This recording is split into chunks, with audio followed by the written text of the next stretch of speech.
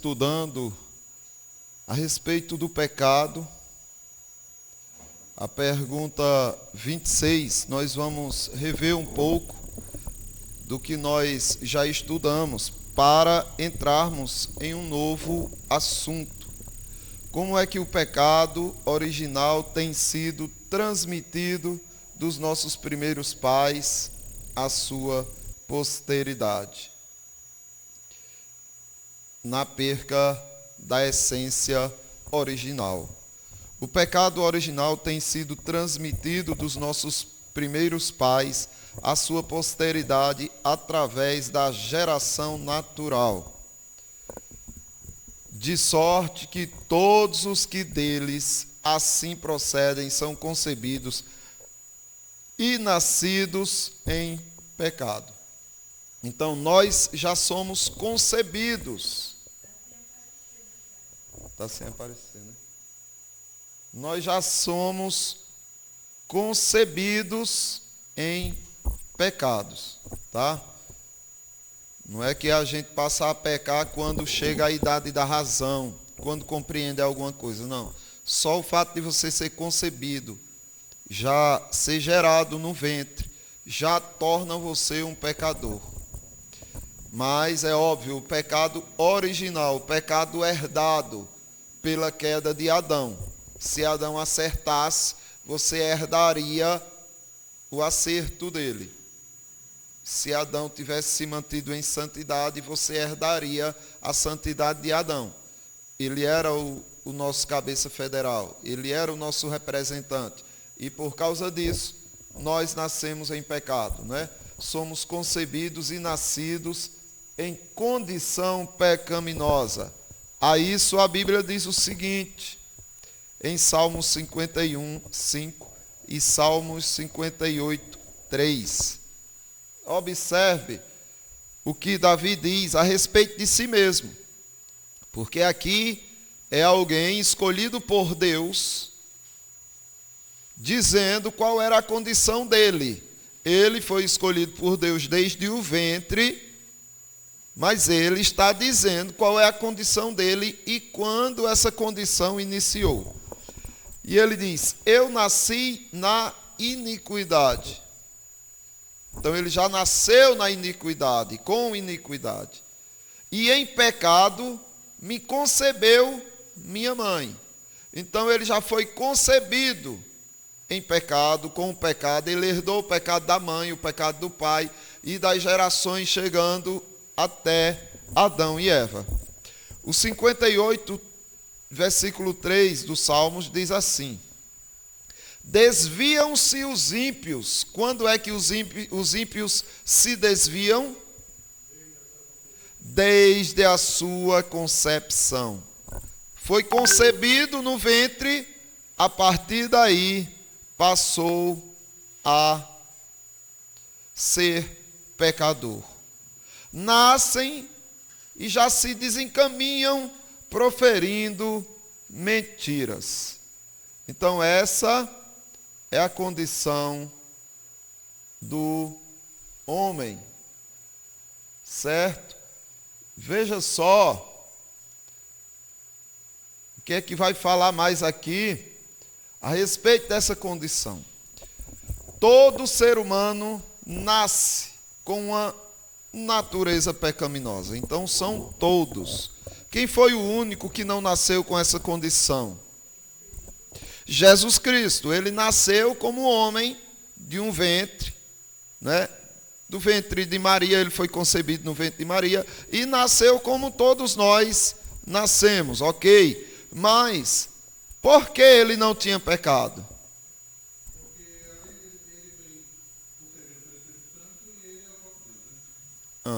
Não, mas como homem, por quê? Isso. Porque foi concebido pelo Espírito Santo e não pelo homem. O pacto foi com o homem. Deus exigiu do homem que ele cumprisse ali o seu papel. Como cabeça, ele deveria ter cumprido. Ah, mas a mulher não comeu? Sim, mas a aliança, o pacto de Deus tinha sido com Adão. Não coma Adão. E se Eva tivesse comido e Adão não tivesse comido, nós não sabemos o que aconteceria. Porém, ele deveria ter cumprido o seu papel como cabeça do lar, como cabeça da família. E assim muitos homens não cumprem hoje o seu papel como cabeça do lar.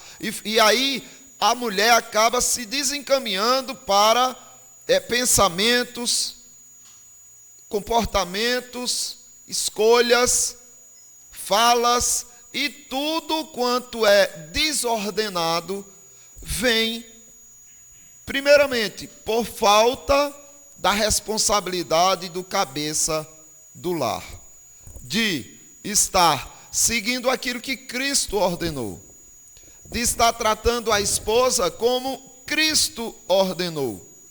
Mas aí ele não cumpre o seu papel, o lar fica desestruturado.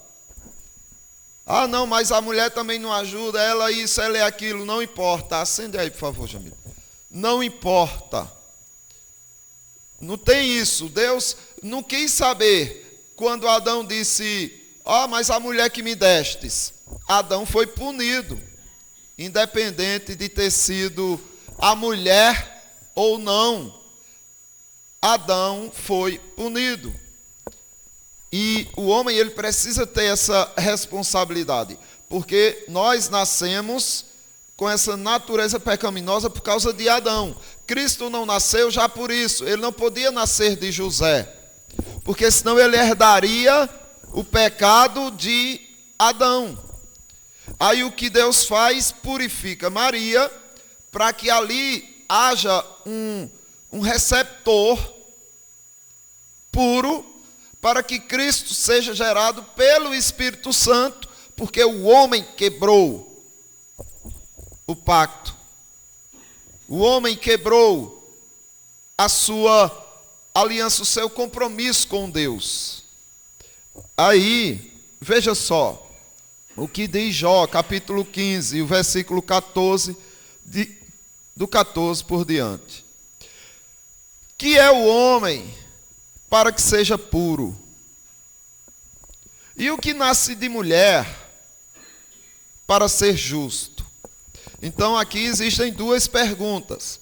Olha, o que é o homem para que você acredite que ele nasça puro?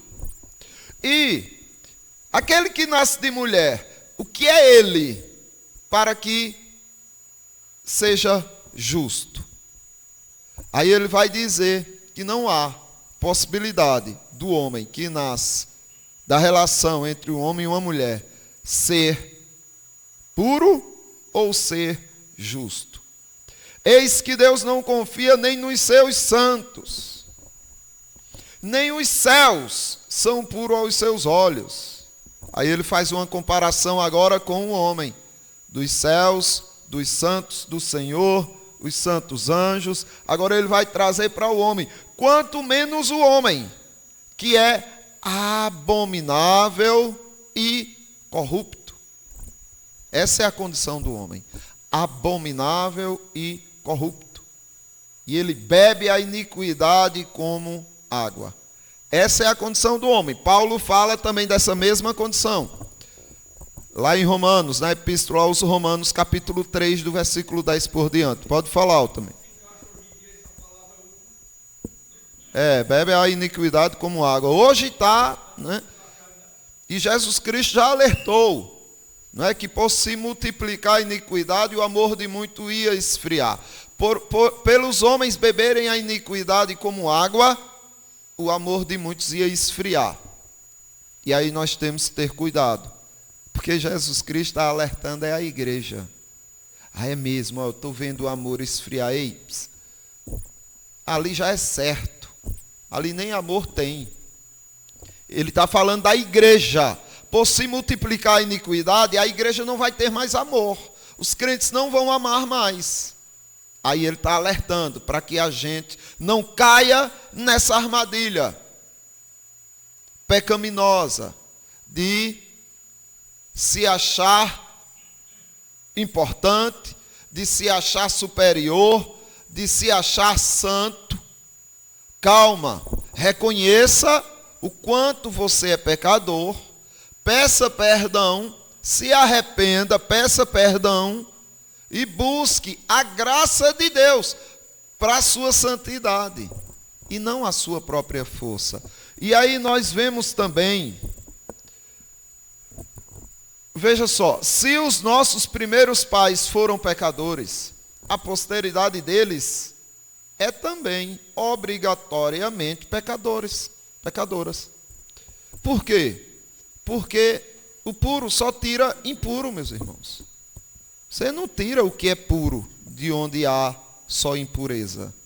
Veja o que diz também em Jó, agora o capítulo 14, versículo 4. Quem da imundícia poderá tirar coisa pura? Quem? Ninguém. Assim é o homem impuro. Ele não nasceu impuro, né? Nós não vimos que nós fomos concebidos em pecados, que desde o ventre o homem já se desencaminha, já se desvia do Senhor desde a concepção. Então, como um pecador pode gerar um santo? Não tem como, a não ser que haja intervenção divina. Olhe, a geração natural produz tão somente a natureza humana pecaminosa. O novo nascimento produz uma nova natureza. Só existe uma forma de um impuro ser santo a Deus, né? Ou por Deus. Só existe uma forma. É Deus mudando a vida dele. É Deus fazendo com que ele nasça de novo. Veja o quão profundo é o pecado humano. Que para que Deus te limpe dos teus pecados, aquela velha vida, aquela velha pessoa, aquela velha natureza não serve mais. Ele vai e te dá uma nova vida. Ele faz você nascer outra vez. Porque sem nascer de novo, você seria a mesma pessoa impura, pecaminosa e incapaz de ter Deus. Veja se não é isso que Jesus diz a Nicodemos, no Evangelho segundo João, capítulo 6. O que é nascido da carne é carne, e o que é nascido do Espírito é Espírito. Então você só está aqui, só conhece Cristo, só ora ao Senhor, só espera no Senhor, só ama os irmãos, só ama a palavra, porque o Espírito fez você nascer dele. Porque enquanto você nasceu dos seus pais, você não passava de carne. E carne não herda o reino dos céus. Nem carne, nem sangue. E aqui o Senhor está dizendo que para ser salvo tem que ser nascido do Espírito. Qual foi o sistema doutrinário que negou o ensinamento bíblico do pecado original? Vocês lembram? Porque a igreja sempre creu dessa maneira. Os apóstolos criam assim. Os pais da igreja criam assim. Mas aí surgiu alguém com ataques a esse tipo de ensino bíblico. Quem foi?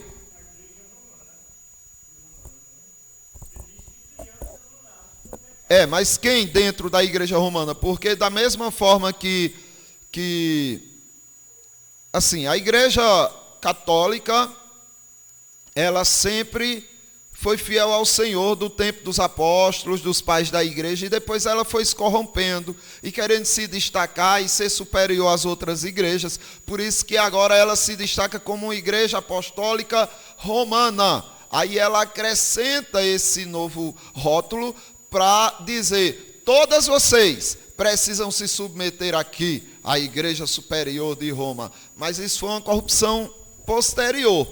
Porém, os pais da igreja vinham combatendo heresias até que surgiam dentro da igreja. Então tiveram dois monges que debateram esse ponto. Lembram quem foi? Não, isso foi bem antes de Lutero. Quem é que dizia que a criança nasce santa e o que o corrompe é o contato com a sociedade? Agostinho condenou esse monge que dizia isso, Pelágio.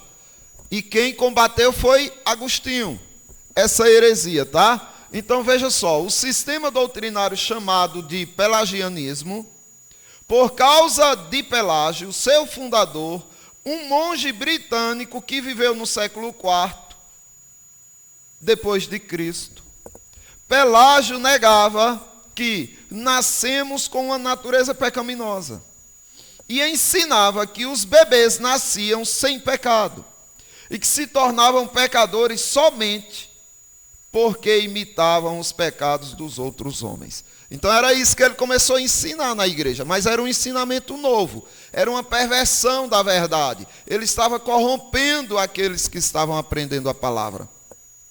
E veio com esse ensino. Aí, outro monge, Agostinho, se levantou para combater essa heresia e mostrar que todos nascem já pecadores. A heresia de Pelágio foi combatida com a defesa da doutrina bíblica do pecado original por Agostinho, eminente pai da igreja.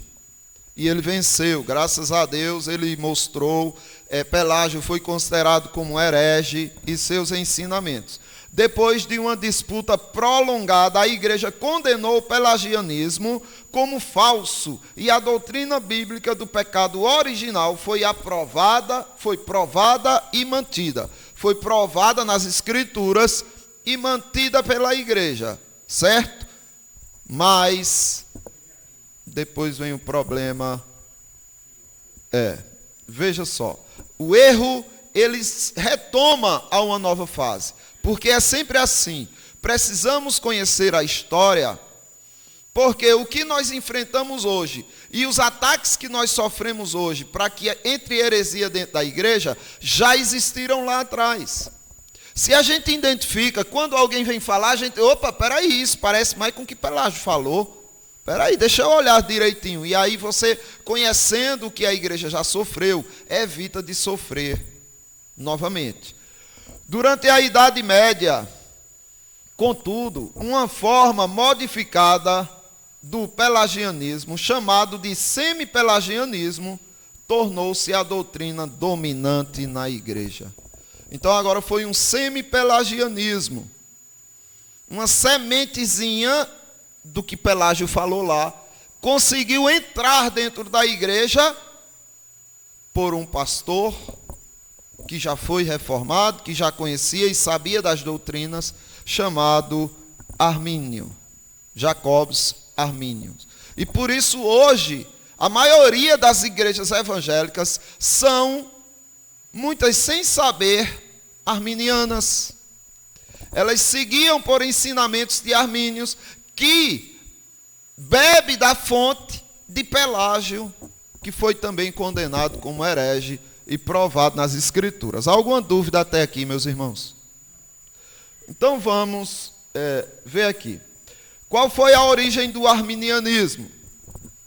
O arminianismo surgiu no início do século XVII como uma reação ao calvinismo, uma doutrina teológica dominante na Holanda. O movimento foi inspirado nas ideias do teólogo holandês Jacobus Arminius. Aqui é o seguinte, o que foi ensinado pelos pais da igreja, que pegaram dos apóstolos, foi debatido por Agostinho. E o que Agostinho defendia, o calvinismo também, Calvino também defendeu, porque viu totalmente as bases bíblicas para isso. E aí, a igreja, ela tinha essa linha doutrinária bíblica da soberania de Deus, da depravação do homem, de que para você ser salvo, você depende só de Deus e não de homens, nem de si mesmo. Então, doutrinas assim, que a igreja sempre ensinou, foi contaminada por ensinamentos deste pastor que saiu da linha para ensinar essa nova forma de pelagianismo. Qual é o sistema doutrinário que nega o ensinamento bíblico do pecado original? É o arminiano e o pelagiano. Só que, meus irmãos, veja, os seguidores de Armínios, conhecidos como remonstrantes, que do latim significa oposição, manifestação, ou seja, ele se opôs ao ensino que a igreja já vinha disseminando, apresentaram uma declaração de fé com 5 pontos principais. Esses pontos foram debatidos no Sínodo de Dort, realizado em 1618 até 1619. Agora observe, não é que Armínio chegou com esse novo ensino e a igreja disse, não queremos. Não. Armínio chegou com esse novo ensino e a igreja disse, as igrejas, os pastores, chegaram e disseram, vamos ver se ele tem razão.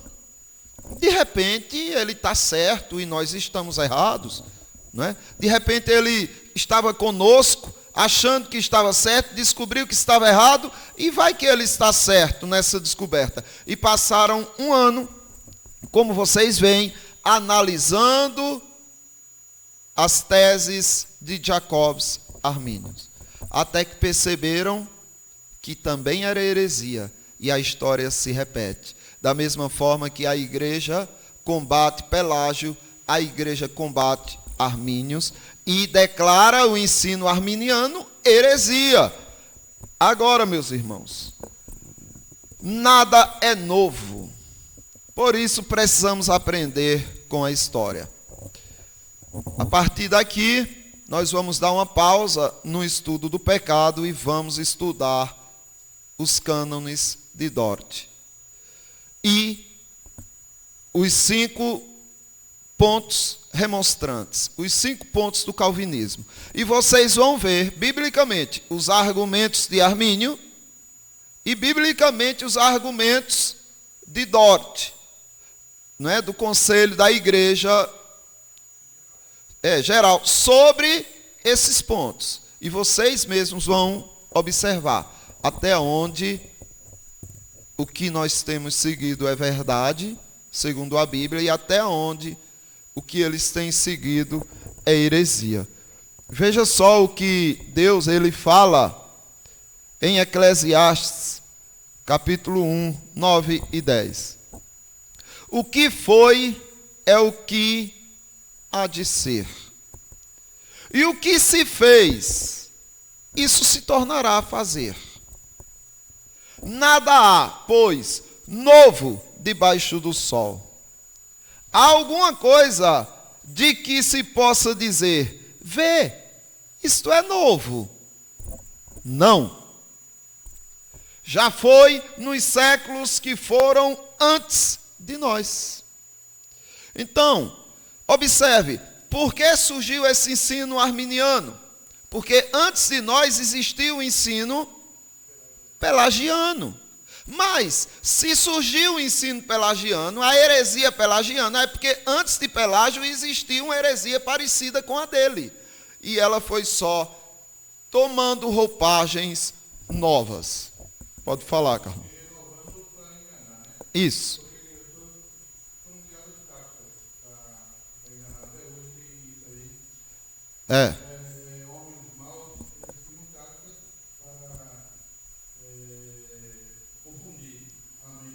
Isso. Pode falar aí, viu, também. É verdade.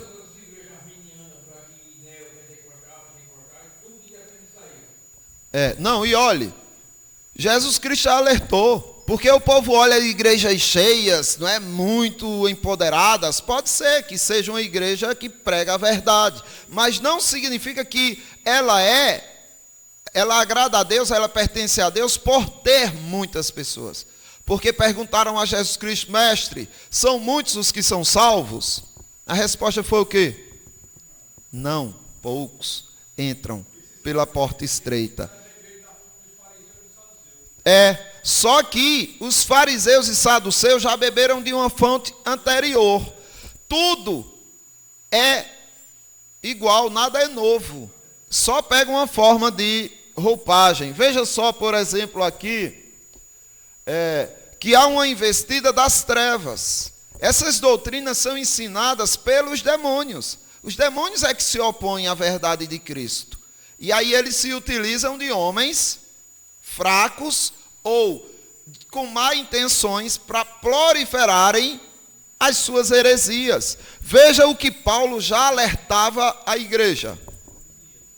Veja o que Paulo já alertava a igreja. Mas receio que, assim como a serpente enganou a Eva com a sua astúcia, assim sejam corrompidas a vossa mente e se aparte da simplicidade e pureza devidas a Cristo. Então Paulo está agora pegando a condição daqueles irmãos e dizendo: olha, eu temo que vocês sejam corrompidos como Eva foi corrompida. Mas quem corromperia eles? A serpente. Mas ela usa os seus asseclas, né? Os seus súditos, agentes.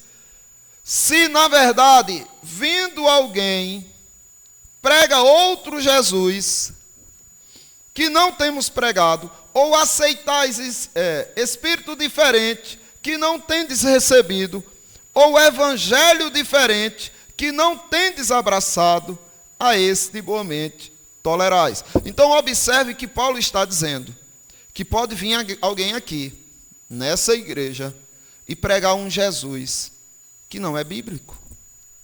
Mas é lógico que ele não vai ser descarado, ele vai pegar e contorcer algumas coisas para que você não perceba a distorção que está chegando.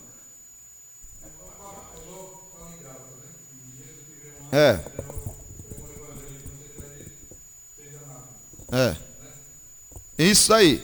É aquilo. Se o evangelho não é o que foi pregado pelos apóstolos, por Cristo, então tem que ser anátema, certo? Mas como é que a gente vai saber qual é o evangelho se eles usam a Bíblia para isso? Nós precisamos ter cuidado, porque Satanás usou a Bíblia para tentar Cristo. Então observe, se a gente for para o início de tudo, olha de onde surgiu os fariseus, os pelagianos, os arminianos. Surgiu daqui, ó. Gênesis 3, versículo 4. Então a serpente disse à mulher: é certo que não morrereis, porque Deus sabe que no dia em que dela comerdes, se vos abrirão os olhos, e como Deus, sereis conhecedores do bem e do mal. O que é que...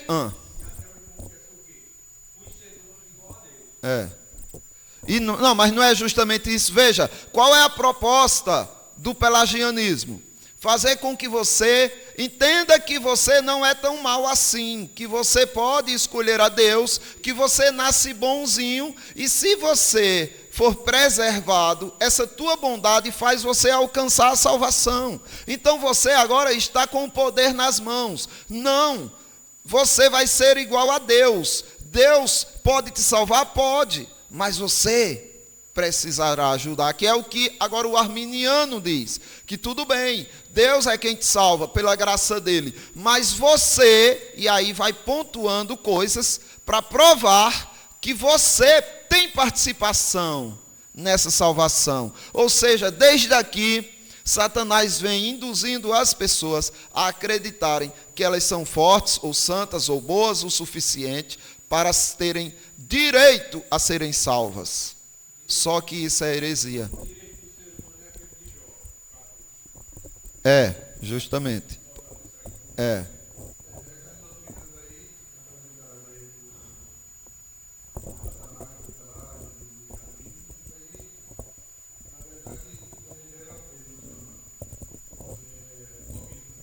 É.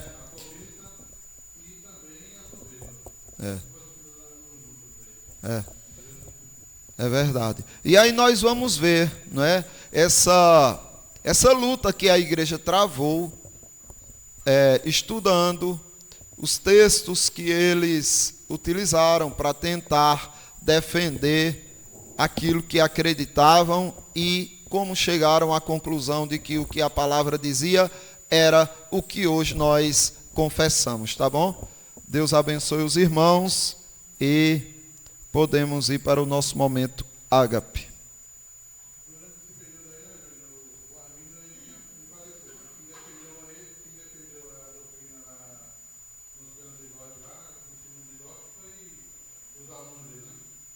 Foi.